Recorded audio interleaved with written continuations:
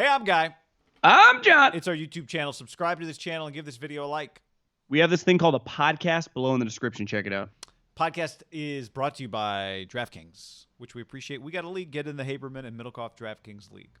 Also, American-Giant.com. 15% off. Go check out their apparel. It's awesome. Guys got it on right now. I wear it every day. All right. Mac Jones, John. Does he fit the 49ers' recent profile of successful draft picks? Yes or no?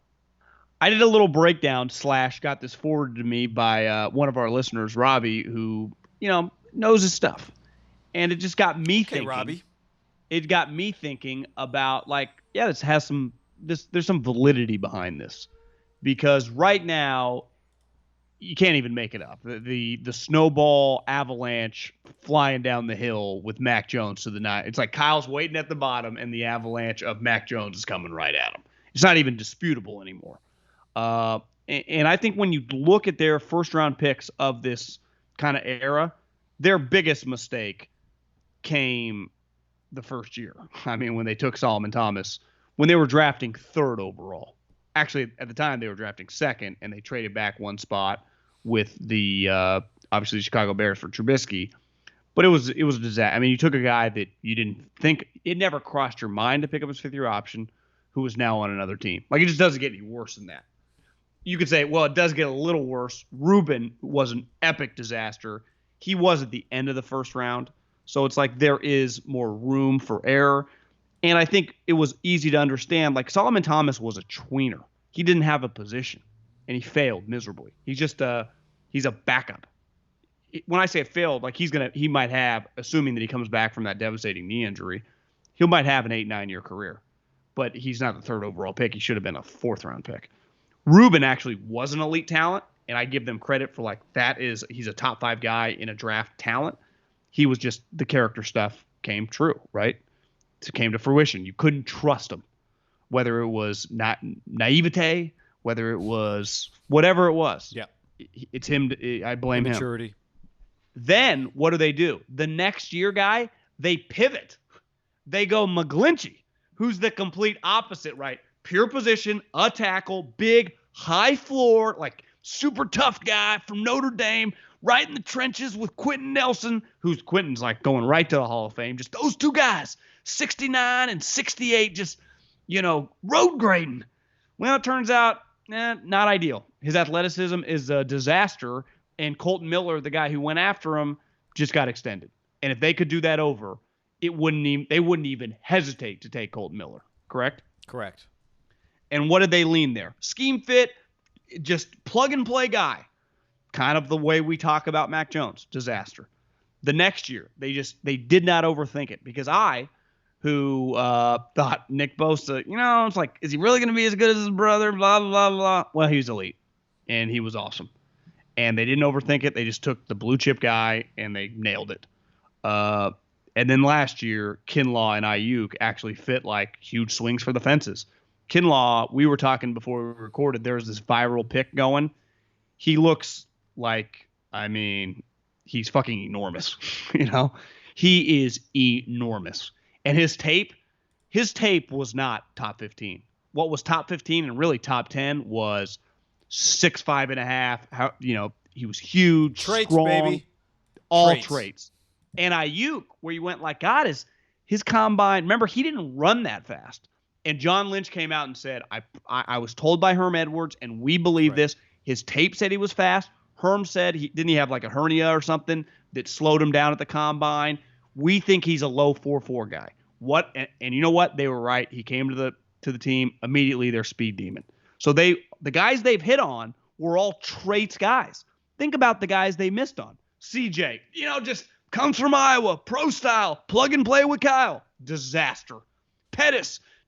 I don't even really know. I'm a technician. I went back and read some of his draft profile for this conversation. It said explosive traits.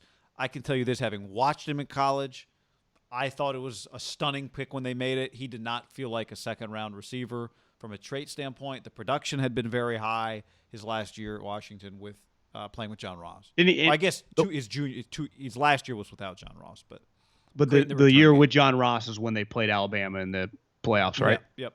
To me, his defining characteristic was like, he broke Deshaun Jackson's Pac-12 or maybe NCAA record for touchdowns or return touchdowns, right? Touchdowns. And then he didn't even do that in the pros. It'd be one thing. It's like, Patrick Peterson, Odell Beckham, Deshaun Jackson, they're great players and they're dynamic returners. Well, all those guys, at least early on in their career, were returners. They're like, yeah, we don't even think he can return. It's like, well, what the fuck did you draft? And it was a disaster.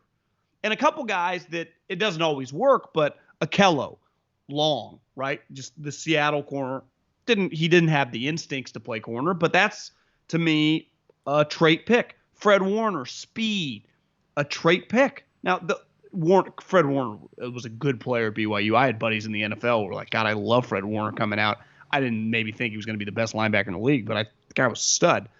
So I just think when you look at their first-round picks, their two major disasters, if I throw Rubin away, he was character, were Solomon Thomas and McGlinchey, which I think both those guys would fall in the same category. Safe, man. I mean, high character, check all the boxes, and they're just going to have a place in this league for a while. And I think those are, to me, their two major redos of the group, right? Bosa, Kinlaw, Ayuk, even Rubin. Like, it was clear Rubin was a legit NFL player.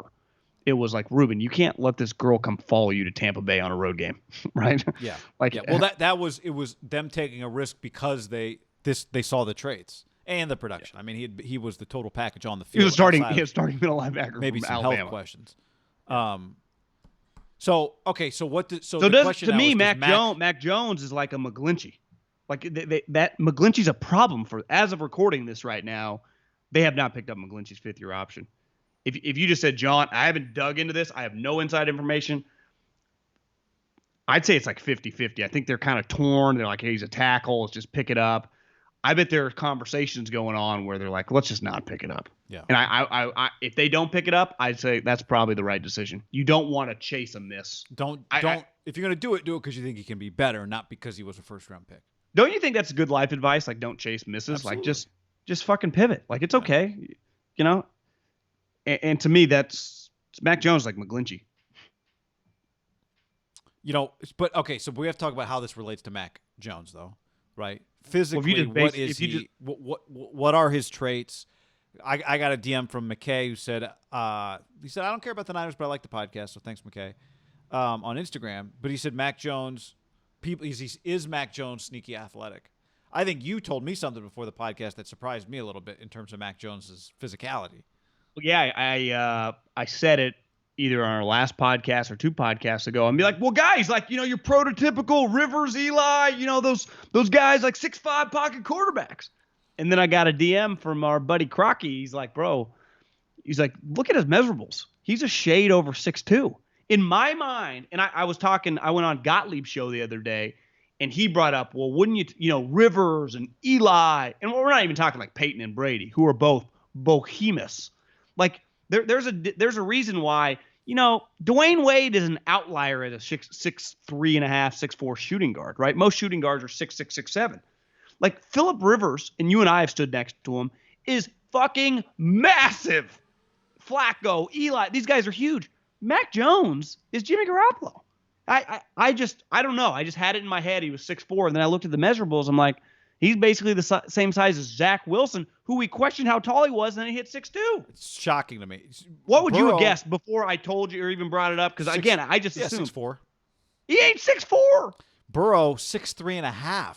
Burrow has him by an inch. And is, I do think, more athletic. Like, yes. I was talking to somebody about this the other day. I don't think I said it to you, but I was just talking to a buddy on the phone about it. And we were having the conversation about the athleticism that they played with. I shouldn't say athleticism, the talent that was around them. And my point was, like, I remember watching Joe Burrow just create. So, yeah, Joe Burrow played with, maybe I said this on the last podcast, Joe Burrow played with great players around him. So did Mac Jones. Isn't it all the same? Like, nah, I don't think it was. Burrow looked different to me running around making plays. I thought Joe was much more of a creator. Can't there all be equals? Like, sometimes we find out, Matt Leinart really benefited from his supporting cast.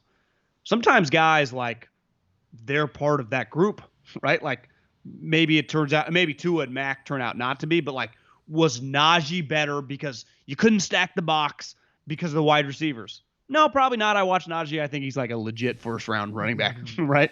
Or Landon Dickerson. Now, I think the question mark always is with quarterbacks. To me, Joe Burrow, watching that team, and we all did because they're probably going to go down as one of the greatest college football teams ever. I felt like he was everyone's equal. Like Clyde's, Justin Jefferson's. You could argue maybe Jamar Chase was like the true star, like 20 touchdowns or whatever that year. But you know what it turns out? Like, Clyde's sweet. Starts for the Chiefs. You know who's sweet? Justin Jefferson. They got rid of Diggs. Do you know who did not complain about getting rid of Diggs at all? The Minnesota Vikings. Their guy's a star. So it's like, and do you know who looked unreal when we just sat and watched him until he got hurt? I was like, God, Joe Burrow's pretty fucking good in the NFL. Yeah. Right? It just turns out they're all sweet. Yeah. Sometimes that's the case. But Joe Burrow and Mac, like, Joe Burrow to me, because here's the difference. Alabama's offensive line, I would say one thing under Saban, because the way they built the program was defense and running game. So they've always produced a ton. Like when I think Alabama draft picks, if we did a deep dive, think how many drafted offensive linemen they've had in the last decade. I mean, I would say off the top of my head, probably over 15, right? And countless tackles and guards and centers. And they're going to have, Dickerson, who with the torn ACL, was he going to go like top 50? Now there are some questions. He's had a couple of knee injuries, but like his just tape is top 50 tape. And I'm pretty sure they have another offensive lineman. It's hard to even keep up with all their prospects sometimes because like they have headliners. And I read an article. That'd be way too much. I read a tweet that said they have someone like Tom Pelissaro or Rap Sheet about some defensive tackle they have that might be the top defensive tackle in the league. That might be a fringe like top 15 guy. Honestly, I had never heard of him.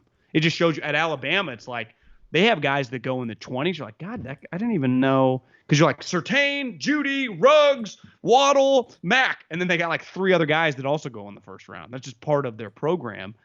And that's where I think the Mack thing, it's like he is not. And really Tua wasn't either, right? I think one thing Nick would tell you is like, our quarterbacks, like we just wanted good quarterbacks. We didn't necessarily they're not obsessed with height, weight, and speed at Alabama because Tua didn't fit that mold. He was just an elite prospect as a player. Who's not a big, he's a 6 foot guy. Isn't he like 6'2"? He's 6. I don't even think he's 6'2".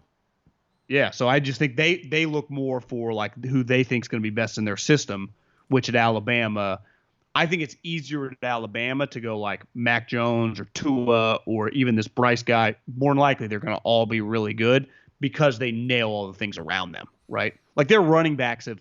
Najee's big. Derrick Henry's big. Josh Jacobs is big. Like Dickerson is big. Like he doesn't budge on like their O-linemen, right? Or their corners are all big. Their safeties are Minka's big. But the quarterback, like he didn't play. Mac Jones, who I think most people think are like, I'm not saying Tom Brady, but like that body pick. Tom Brady's fucking huge. Tom Brady's closer to 6'6" than he is 6'5". So okay, what do we look at, though, when we talk about this list of guys the Niners have drafted? Does this tell us that – it tells us the Niners have had success – what your premise was. The Niners have had success with the elite talent guys versus the perceived high floor guys in the draft. But we could also just reach the conclusion that the Niners are willing to not take the most talented player high in the draft. The question is – yeah, but when they've done that, it hasn't worked. Well, I understand. But what we don't know is – has that changed their mind, or is that part of what they do? Well, that's what we don't know. If it hasn't, they're not. If it hasn't, then that's on them. Well, yeah, I'm just saying. To me, it's this conversation is not a here's what they're gonna do. It's a here's some evidence about what they should do. But I don't feel any better that. Right, I'm with you, but I mean, this evidence shows like if you are sitting down and going over your tenure of what. Because didn't Kyle mention this? Where we were our first 4 years, and we talked about where we want to go our next 4 years. Wouldn't part of that be in having guys on the whiteboard doing studies like where have we hit, where have we missed, what has gone right, and what has gone wrong? Yep. The first thing you would list is not like, well, who have we hit in the 7th round? It's like, well, how have we done with our premium picks? Sure, right? For sure. It's like we got Kittle in the 5th. Yeah, that's in a weird way. I'm not trying to be dismissive. It's kind of irrelevant. Like you're gonna hit some home runs late, and you're gonna miss some. Yeah. What are you doing with your first couple? On the 5th. Yeah, it's like every team does that in some form or fashion. You didn't give up 2. What are you going to do with your first round picks? 100, and that factors in. Like, would you trade up if you were going to trade up? If I had told you, you know what, we had traded 3 1s for Bosa, it would have sucked when he got hurt. But it'd be like, you know what? We can live with that. We traded up to get Ayuk. We feel pretty good about that. We traded up, or would we have traded up for McGlinchey? Maybe that's the conversation. Would we have traded up for McGlinchey? Oh my God, we probably would have got fired. Would we have traded up for Solomon Thomas? That's a fireable offense. We trade up for Bosa? Yeah, nailed it. Kinlaw, to be determined. TBD. Yep. Traded for Kinlaw, kind of. Yeah, got some extra picks.